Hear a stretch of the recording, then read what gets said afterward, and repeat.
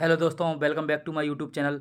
तो आज हम बात करने वाले हैं राजस्थान सीईटी के जो 12th लेवल का एग्ज़ाम हुआ था उसकी में जो कंप्यूटर के क्वेश्चन आए थे उनके बारे में। हमने पिछली वीडियो में 4 और 5 फरवरी को जो एग्ज़ाम हुआ था पहली और दूसरी शिफ्ट का उनके कंप्यूटर के क्वेश्चनों का डिस्कस कर लिया था। आज हम जो 11 फरवरी को हुआ था सीईटी का एग्ज़ाम उसमें जो कंप्यूटर के क्वेश्चन आए थे उनके बारे में बात करते हैं। तो आइए शुरू करते हैं आज की क्लास। तो जो हमारा आज का क्वेश्चन है वो है in Microsoft word 2016 watermark option is available dash menu. Microsoft word 2016 में वाटरमार्क विकल्प किस मेन्यू में होता है? तो हम जानते हैं कि जो वाटरमार्क का विकल्प है वो किस मेन्यू में होता है। तो वो वाटरमार्क का विकल्प है वो हमारे पास डिज़ाइन मेन्यू में होता है। इधर देखो कि ये डिज़ाइन टैब है हमारे पास स्क्रीन पे। जैसे जब हम एम एस वर्ड निकालते हैं तो home, insert, design, layout, reference, mailing, review, ये सारे होते हैं। तो डिज़ाइन टैब में हम जब जाते हैं तो हमारे पास ये 3 ऑप्शन आते हैं, watermark, page colour, page border. तो डिज़ाइन टैब में वाटरमार्क ऑप्शन होता है। तो इसका करेक्ट आंसर है ऑप्शन डी। नेक्स्ट क्वेश्चन देखते हैं। नेक्स्ट क्वेश्चन है हमारे पास in M S Excel insert tab has. M S Excel में इंसर्ट टैब में कितने ग्रुप्स होते हैं? तो हम देखते हैं कि एम एस एक्सेल में जो ये इंसर्ट टैब है, इंसर्ट टैब में कितने ग्रुप हैं ये इंसर्ट टैब में? तो इंसर्ट टैब में है टेबल्स, इलस्ट्रेशन, चार्ट, लिंक और टेक्स्ट। तो 5 ग्रुप्स हैं हमारे पास एम एस एक्सेल में। तो इसका करेक्ट आंसर है ऑप्शन बी। लेकिन अब जब बात करते हैं कि एम एस एक्सेल 2010 में इंसर्ट टैब में 10 ग्रुप हैं। जो एम एस एक्सेल अब 2010 में है उसमें 10 ग्रुप हैं। कौन कौन से हैं? टेबल्स हो गया, इलस्ट्रेशन हो गया, एड इंसर्ट हो गया, चार्ट हो गया, टूर हो गया, स्पार्क लिंक्स हो गया, फिल्टर्स हो गया, लिंक्स हो गया, टेक्स्ट हो गया और सिंबल ग्रुप हो गया। तो अब अगर 2010 का पूछा जाए तो कितने ग्रुप्स हैं? 10 हैं। लेकिन इसमें हमारे को 10 तो कहीं ऑप्शन नहीं है। तो जो हम प्रीवियस वर्जन थे एम एस एक्सेल के उसमें 5 ग्रुप थे। तो हमारा करेक्ट आंसर है option number B. Next question देखते हैं। हमारे पास जो नेक्स्ट क्वेश्चन वो है what is the uses of master slide in the PowerPoint. PowerPoint में मास्टर स्लाइड का क्या उपयोग है? तो पावर पॉइंट में मास्टर स्लाइड क्या करता है? तो देखते हैं कि जो पावर पॉइंट में मास्टर स्लाइड है ना वो क्या करता है कि हर स्लाइड पर एक जैसा फॉर्मेट, हमारे पास एक मास्टर स्लाइड रहती है। तो अगर हमने जो भी मास्टर स्लाइड पर जो चेंजेस किए तो वो क्या करता है सारी स्लाइड पर एक जैसा, जो हम मास्टर स्लाइड में करेंगे वो अपने आप सारी स्लाइडों पर अफेक्ट हो जाएगा। मतलब हर स्लाइड एक जैसा फॉर्मेट करने का काम करता है कि जैसा मास्टर स्लाइड में है वो सारी स्लाइड पर हो जाएगा। तो क्या करते हैं कि to access the master slide in PowerPoint में हम मास्टर स्लाइड को एक्सेस करने के लिए क्या करेंगे कि व्यू के स्लाइड मास्टर में, जब व्यू टैब के स्लाइड मास्टर में ये मास्टर टैब निकलती है। जब slide master is the top slide that control all the information about the theme, layout, background, colour, font and position. जो मास्टर स्लाइड होती है वो क्या सारी theme, layout, background, colour, font ये सब होगा उस पर कंट्रोल करती है। Master sorter view is useful to play enter set of slide on screen. तो अब इनके ऑप्शन देखते हैं कि पावर पॉइंट में क्या उपयोग कि हर स्लाइड का एक जैसा फॉर्मेट करना। बिल्कुल करेक्ट, मास्टर स्लाइड यही काम करती है। नाइट स्लाइड लाना ये नहीं, सभी स्लाइडों को एक साथ दिखाना। तो सभी स्लाइडों को एक साथ दिखाने का काम कौन करता है? Sorter view. सॉर्टर व्यू होता है हमारे पास, ये सारी स्लाइडों को एक साथ दिखाने का काम करता है। आपने देखा हो कि स्क्रीन पर ऐसे छोटी स्लाइड, फिर छोटी स्लाइड, ऐसे सारी स्लाइड एक उसमें एक साथ देखते हैं। तो ये कौन करता है? स्लाइड सॉर्टर व्यू काम करता है। तो इसका करेक्ट आंसर है ऑप्शन नंबर ए, हर स्लाइड को एक जैसा फॉर्मेट करने का काम करता है हमारी स्लाइड। नेक्स्ट क्वेश्चन देखते हैं। नेक्स्ट क्वेश्चन क्या है हमारे पास? नेक्स्ट क्वेश्चन है कि to move to the next cell in the tab press the dash key. तो एक टेबल में अगली सेल पर जाने के लिए कौन सी की का उपयोग करते हैं? तो हम जब एम एस एक्सेल में जब टेबल में जब नेक्स्ट सेल पर जाते हैं तो कौन सी की का यूज़ करते हैं? तो हम टैब की का इस्तेमाल करते हैं जब एम एस एक्सेल में नेक्स्ट सेल पर जाने के लिए। तो ऑप्शन भी इसका करेक्ट है। सारे ऑप्शन चेक कर लेते हैं कि when you press the enter की, जब हम एंटर की प्रेस करते हैं the active cell move down 1 रो। जैसे हम ये एम एस एक्सेल है, ये सेल है C1, C2, C3, जो भी C1। तो जैसे हम C1 में वर्क कर रहे हैं और अगर हमने एंटर प्रेस कर दिया तो जो एक्टिव सेल C1 है वो क्या करेगी? मूव डाउन हो जाएगी 1 रो, एक रो नीचे मूव डाउन हो जाएगी। तो ये अब यहाँ पर हमारी एक्टिव सेल हो जाएगी। ये एंटर के बाद ये काम होता है। That tab key is move to cursor on the next field of cell. Tab key मैंने बता ही दिया कि नेक्स्ट सेल में भी काम करती है। और जो एंड की क्या करती है? एंड की क्या करती है? जैसे जो एम एस एक्सेल सीट है तो एंड की क्या करती है कि end key take out bottom of the spreadsheet quickly without having scroll. तो हम जैसे यहाँ काम कर रहे हैं और हमारी एंड में यहाँ है तो एंड की दबाती ना ये लास्ट में डायरेक्ट बिना कोई स्क्रॉलिंग के ये यहाँ पहुँच जाएगी। एंड की सबसे लास्ट में उसके लेआउट स्प्रेडशीट के सबसे लास्ट में पहुँचने का काम करती है एंड की। तो नेक्स्ट सेल के लिए कौन सी की यूज करते हैं? टैब की। इसका करेक्ट आंसर है। नेक्स्ट क्वेश्चन देखते हैं हमारे पास नेक्स्ट क्वेश्चन क्या है। नेक्स्ट क्वेश्चन है हमारे पास, which American computer company is called big blue. कौन सी अमेरिकन कंपनी बिग ब्लू कहलाती है? तो big blue IBM, international business machine इसकी फुल फॉर्म होती है IBM की, इंटरनेशनल बिजनेस मशीन IBM को बिग ब्लू के नाम से जाना जाता है। इसका ऑप्शन करेक्ट सी इसका करेक्ट आंसर है। नेक्स्ट क्वेश्चन देखते हैं। नेक्स्ट क्वेश्चन क्या है हमारे पास? नेक्स्ट क्वेश्चन है, what will be the value return by the function equal to round 188.52 -1। तो ये फंक्शन इक्वल टू राउंड 188.52 -1 का क्या उत्तर होगा? तो हम जानते हैं जो राउंड फंक्शन है, राउंड फंक्शन को कैसे डिफाइन करते हैं। देखो कि एक हमको पता है MS एक्सेल में कोई फंक्शन स्टार्ट होता है, उसके बाद इक्वल आता है, उसके बाद फिर जो फंक्शन नेम आता है, फिर ब्रैकेट में जो भी लिखना रहता है वो सब आता है। तो ये डिफाइन करने का तरीका होता है कि इक्वल टू राउंड नंबर, कौन सा नंबर है और कितने डिजिट तक निकालना है। तो एक बार हम सारा फंडा समझ लेते हैं कि इनकी आंसर कैसे निकाले जाते हैं। अगर हमारे पास जैसे ये वाला तरीका कि round A2, 1 the number in A2 is round 1 decimal. जैसे अब A2 जो सपोज करो A2 में हमारे पास है 101.55, ठीक है। जब हम इसको चलाएंगे राउंड A2 1 को, तो राउंड A2 1 को चलाएंगे तो हमारे पास एक डिजिट तक, तो ये क्या आएगा 101.5, ये एक डिजिट तक चला जाएगा। जैसे अगर और ऐड कर लो 3, तो ये आएगा पहले फंक्शन का आंसर। और अगर हमने ये कर दिया equal to round A2 -1 the number A2 is rounded to the nearest multiple of 10, तो इसके नियरेस्ट मल्टीपल क्या है 105 इसका नियरेस्ट मल्टीपल क्या है, इसका नियरेस्ट मल्टीपल है 110, इसका नियरेस्ट मल्टीपल है 110। तो ये यहाँ इसको प्रिंट कर देगा। और अगर हमने -2 किया तो ये नियरेस्ट मल्टीपल ऑफ 100 का नियरेस्ट मल्टीपल जैसे 100 200 इस रेंज में ले जाएगा। तो हमारा क्वेश्चन देखते हैं कि ये क्या बोला, राउंड 188.52 -1, तो -1 तो 10 का नियरेस्ट मल्टीपल कौन सा है हमारा 188 के नियरेस्ट मल्टीपल जो जिसका 10 से डिवाइड जाता हो, तो वो हमारे पास कौन सा है, हमारे पास है वो 190। 190 में 10 का भाग जाता है, यस जाता है, तो ये करेक्ट आंसर है 190। इसके नियरेस्ट अगर हमसे ये पूछता कि 198 के नियरेस्ट इंटीजर तो -1 में, तो इसके कौन सा है 200, तो इसका आंसर आता है 200। लेकिन हमारे से 188 का पूछा है तो इसका नियरेस्ट 10 का मल्टीपल कौन सा है 190, तो आंसर इसका C करेक्ट आंसर है। तो इसका आंसर C है, ठीक है। तो नेक्स्ट क्वेश्चन देखते हैं हमारे पास नेक्स्ट क्वेश्चन क्या है।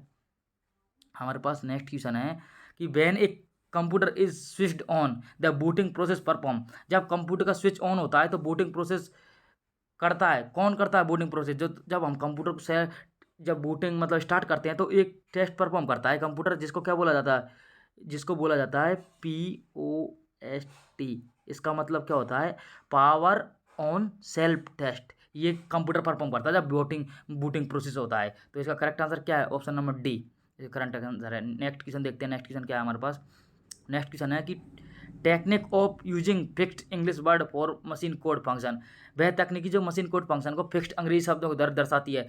तो ये जानते हैं हम, इनको बोलते हैं निमोनिक्स बोला जाता है। जो जैसे अंग्रेजी वर्ड को फिक्स कीवर्ड मतलब प्रदान करते हैं। जैसे इधर देख लो आप कि जैसे आप जो इक्वल टू क्या लिख देते हो, EQ लिख देते हो शॉर्ट फॉर्म में, ये निमोनिक्स होते हैं, निमोनिक्स बोलते हैं। नॉट इक्वल टू को NE लिख देते हो, ग्रेटर देन को GT लिख देते हो, लेस देन को LT लिख देते हो। जैसे और भी आप ऐड लिख देते हो, सब्ट्रैक्ट की जगह सब लिख देते हो, ये निमोनिक्स बोले जाते हैं। तो इनको अंग्रेजी वर्ड को शॉर्ट फॉर्म में फिक्स्ड फॉर्मेट में लिखने का तरीका निमोनिक्स कहलाता है। अब हमारे पास देखते हैं कि बुलियन अलजेब्रा क्या होता है। बुलियन अलजेब्रा होता है कि ये जो बुलियन रूल है कि A+0 = A, A+1 = A, A.0 = 0, A.1 = A, ये बुलियन रूल्स बोलते हैं, इनको बुलियन रूल्स कहते हैं। तो हमारे इसका आंसर क्या है कि ये सारा चीज़ का कहलाता है निमोनिक्स कहलाता है। तो करेक्ट आंसर है इसका ऑप्शन B इसका करेक्ट आंसर है। नेक्स्ट क्वेश्चन देखते हैं हम। नेक्स्ट क्वेश्चन क्या बोल रहा है हमसे? नेक्स्ट क्वेश्चन कह रहा है कि software use for file compression. File compression के लिए किस सॉफ्टवेयर का यूज किया जाता है? तो फाइल कंप्रेशन के लिए किस सॉफ्टवेयर का यूज करते हैं? तो हम करते हैं WinZip का। ऑप्शन C इसका करेक्ट आंसर है। WinZip का यूज करते हैं हम, WinZip का। तो WinZip क्या करता है, WinZip allow user to compress file को कंप्रेस करने का काम कौन करता है, WinZip यूज करते हैं। अब WinWord को जानते हो आप कि जब भी MS वर्ड में हम शॉर्ट तरीके से विंडोज+R जो की दबाते हैं ना, तो हमारे पास एक निकल आता है जिसमें अगर आप सर्च करोगे winword.exe तो हमारे पास माइक्रोसॉफ्ट वर्ड की फाइल निकल जाएगी। तो winword.exe विनवर्ड यूज़ करते हैं कि जो हमको माइक्रोसॉफ्ट वर्ड की फाइल को लॉन्च करने के लिए। और विन AMP क्या होता है, was the first widely use music player, ये म्यूजिक प्लेयर है बिन एएमपी, ये म्यूजिक प्लेयर होता है, इसको बिन एम्प बोलते हैं, बिन एम्प, बिन एम्प, ये बिन एम्प क्या करता है, ये म्यूजिक प्लेयर है। तो ये इसका करेक्ट आंसर क्या है जो फाइल कंप्रेशन का, बिन जिप इसका करंट आंसर है। नेक्स्ट क्वेश्चन देखते हैं, नेक्स्ट क्वेश्चन क्या है हमारे पास नेक्स्ट क्वेश्चन है विच protocol is use for file transfer, file transfer के लिए कौन सी प्रोटोकॉल यूज करते हैं। तो हम फाइल ट्रांसफर के लिए कौन सी प्रोटोकॉल यूज करते हैं, हम यूज करते हैं FTP, इसका फुल फॉर्म क्या होता है, फाइल ट्रांसफर प्रोटोकॉल। तो FTP इसका करेक्ट आंसर है ऑप्शन नंबर ए। ये देख लेते हैं कि FTP is file transfer protocol is standard network protocol use to transfer a file के लिए। अब अगला और सारे ऑप्शन चेक कर लेते हैं कि HTTP क्या होता है। HTTP होता है hyper text transfer protocol, is a protocol use to exchange information over the internet, internet पर इन्फॉर्मेशन को एक्सचेंज करने का काम कौन करता है, HTTP करता है।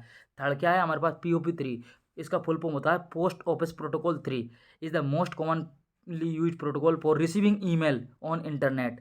ईमेल को रिसीव करने के लिए कौन सी प्रोटोकॉल यूज की जाती है, ईमेल को रिसीव करने के लिए ये यूज की जाती है POP3। और आपको पता होगा कि SMTP simple mail transfer protocol, ये किसके लिए यूज की जाती है, ईमेल को सेंड करने के लिए, ट्रांसफ़र करने के लिए। अगला हमारे पास ऑप्शन डी क्या है, HTTPS। तो HTTPS की फुल फॉर्म क्या होती है, हाइपर टेक्स्ट ट्रांसफर प्रोटोकॉल। और जो XS होता है वो क्या बताता है, security, secure is a protocol that secure communication and data transfer between user and web server. तो ये क्या करता है, जो कम्युनिकेशन और डाटा ट्रांसफर को वो सिक्योर करने का काम करता है ये। तो फाइल ट्रांसफर के लिए कौन सी यूज करती है, FTP। तो ये सारे प्रोटोकॉल एक बार ये इंपॉर्टेंट हैं, इनमें से एक ना एक प्रोटोकॉल का तो पूछता ही है कि कभी पोर्ट नंबर पूछ लेगा, कभी कुछ पूछ लेगा। तो इनके बारे में एक बार याद कर लो कि ये मतलब क्या काम आती हैं। जैसे कुछ इंपॉर्टेंट चीज़ें और देख लेते हैं इसके बारे में कि क्या है हमारे पास इंपॉर्टेंट चीज़, तो देख लेते हैं। जैसे कि SMTP, ये मैंने बोला कि ये मेल ट्रांसफर प्रोटोकॉल है, सिंपल मेल ट्रांसफर, इसका पोर्ट नंबर 25 होता है। HTTP ये भी हमारे पास हाइपर टेक्स्ट ट्रांसफर प्रोटोकॉल है, तो इसका पोर्ट नंबर 80 होता है। हाँ, FTP के दो पोर्ट नंबर होते हैं, एक 20 होता है और एक 21 होता है, एक डाटा ट्रांसफ़र के लिए और एक कंट्रोल के लिए यूज होता है। POP3 इसका 110 होता है। POP3 टेलनेट 23 होता है। तो ये बहुत सारे प्रोटोकॉल हैं, इनका वो याद रख लेना कि पोर्ट नंबर पूछता है और इनका यूज पूछता है।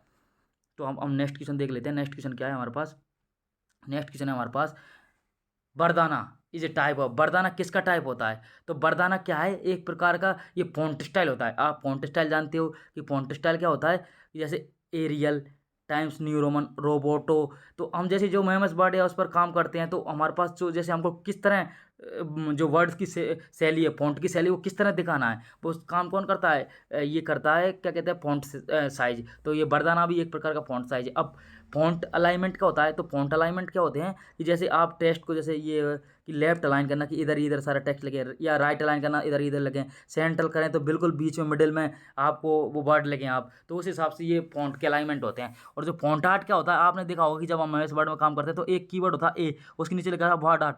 तो आप A को किस शैली में लिखना चाहते हो, कि ऐसे लिखना चाहते हो, ऐसे लिखना चाहते हो, या उसके शेडो आए उसके साथ, या डार्क कैसे लिखना चाहते हो फॉन्ट को, उस हिसाब से कि फॉन्ट आर्ट किस तरह आप उस कैरेक्टर को डिफाइन करना चाहते हो, ये सब फॉन्ट आर्ट में आता है। और फॉन्ट साइज आप जानते हो कि हमारे पास जैसे हम कि 8, 12, 8 से लेकर 72 तक ये जो फॉन्ट साइज बाई डिफॉल्ट रहता है, वो उसमें आप जो भी वर्ड है इनका कितना फॉन्ट साइज है वो रखना चाहते हो, वो काम करता है font size.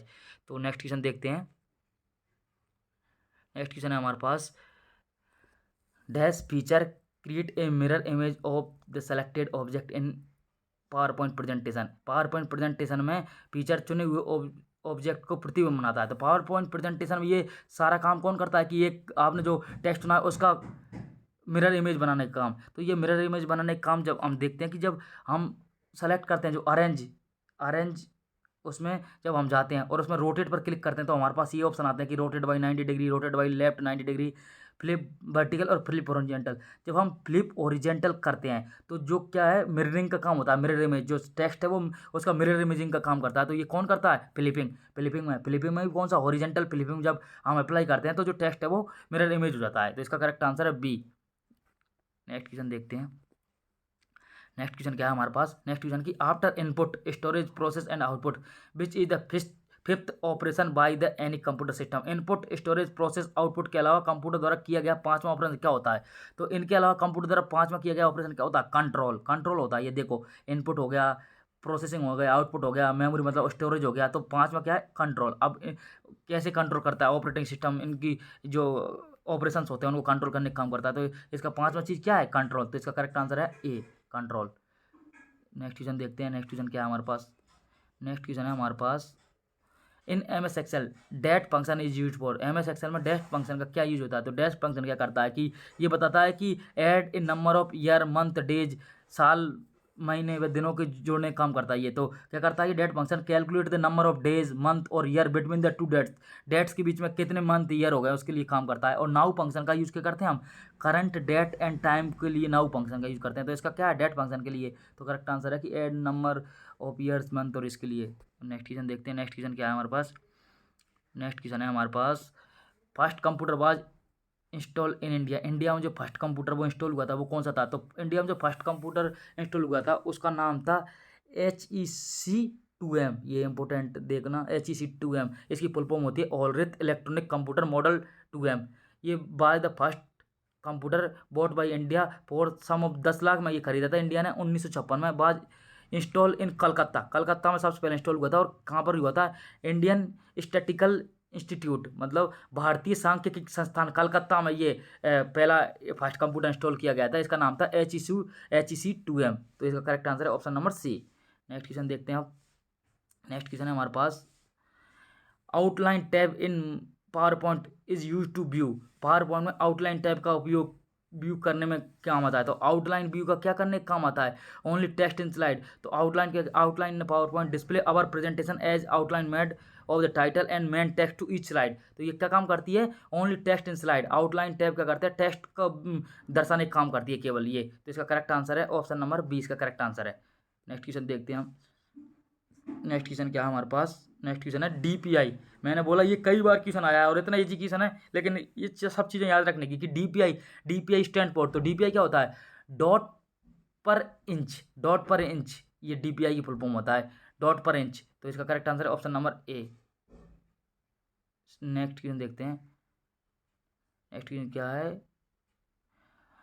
Which function key is use to edit the cell content of a sheet. Cell content को एडिट करने के लिए, जो कंटेंट रहता है सेल में उसको एडिट करने के लिए किस फंक्शन की का यूज करते हैं MS एक्सेल में? तो हम देखते हैं कि जो कुछ की हैं इंपॉर्टेंट की उनको देख लेते हैं कि F1 की क्या करता है? Open MS Excel help desk निकालता है। ये हेल्प डेस्क निकालने का काम आता है, ये हेल्प डेस्क निकालता है F1। F2 की करता है move the insertion point end the content of the active cell. तो जो F2 की होता है ये क्या करता है? सेल के कंटेंट को एडिट करने का काम करता है। तो जो हमसे क्वेश्चन पूछा गया है उसमें यही पूछा गया है कि कंटेंट को एडिट, तो ये तो F2 करता है। F1 का हमने देख लिया कि ये ओपन करता है मतलब एक्सेल हेल्प को। और अब F3 का देखते हैं। तो F3 क्या करता है? Display the paste name box. Paste name box को डिस्प्ले करने का काम करता है F3। और F4 क्या करता है? F4 cycling through 4 type of cell conferencing. तो जैसे हमको relative to absolute to mixed इनमें चेंज होना है तो F2 की का यूज करते हैं हम। एक सेल रेफरेंस से दूसरे सेल रेफरेंस में चेंज होने के लिए हम F2 की का यूज करते हैं। और F5 की का करता है go to display, go to dialog box को डिस्प्ले करता है। और इंपॉर्टेंट देख लेते हैं। F2 हमने देख लिया, F5 देख लिया हमने। F7 क्या करता है? F7 इंपॉर्टेंट है, कई बार पूछा है। F7 क्या करता है? स्पेलिंग चेक करने का काम आती है F7 की। F11 क्या करता है? क्रिएट करता है, चार्ट को क्रिएट करता है। आप अगर control plus shift plus colon का यूज करेंगे, मतलब सेमी कोलन का यूज करेंगे, control plus shift plus semi colon, तो ये क्या करता है? करंट टाइम को इंसर्ट कर देता है। और अगर आप कंट्रोल प्लस सेमी कोलन का यूज करेंगे तो ये करंट डेट को इंसर्ट कर देता है। आप जैसे और भी देख लो कि alt plus shift plus F1 तो insert new worksheet, shift plus F3 ये इंपॉर्टेंट है। शिफ्ट प्लस F3 क्या करता है? Open the Excel formula window, ये एक्सेल फॉर्मूला विंडो खोलता है शिफ्ट प्लस F3, ये इंपॉर्टेंट है, इसको ध्यान रख लेना। और कंट्रोल प्लस ये जानती हो आप सारा कंटेंट को सेलेक्ट करने का काम आता है। तो ये सारी चीज़ों को ध्यान रख लो एक बार ये चीज़। तो नेक्स्ट क्वेश्चन देखते हैं। नेक्स्ट क्वेश्चन क्या है? नेक्स्ट क्वेश्चन है हमारे पास, what is the digital circuit made up of. Digital circuit किससे बना होता है? तो हम जानते हैं डिजिटल सर्किट क्या होता है। जैसे हमने कोई भी सर्किट क्रिएट किया, ये तो ये डिजिटल सर्किट किससे बना हुआ था? ये डिजिटल सर्किट बना किससे होता है? लॉजिक गेट से। तो ये एंड गेट हो गया, ये एंड गेट, ये और गेट, तो गेटों का जो कॉम्बिनेशन से बनता है वो डिजिटल सर्किट कहलाता है। तो हम जानते हैं लॉजिक गेट। लॉजिक गेट क्या होता है? तो logic gate is a device that act as a building block of digital circuit. Building block of digital circuit logical gate are and का होता है, और होता है, नोट होता है, नैंड होता है, नोर होता है, एक्सोर होता है, एक्स नोर होता है, ये सारे डिजिटल गेट हैं।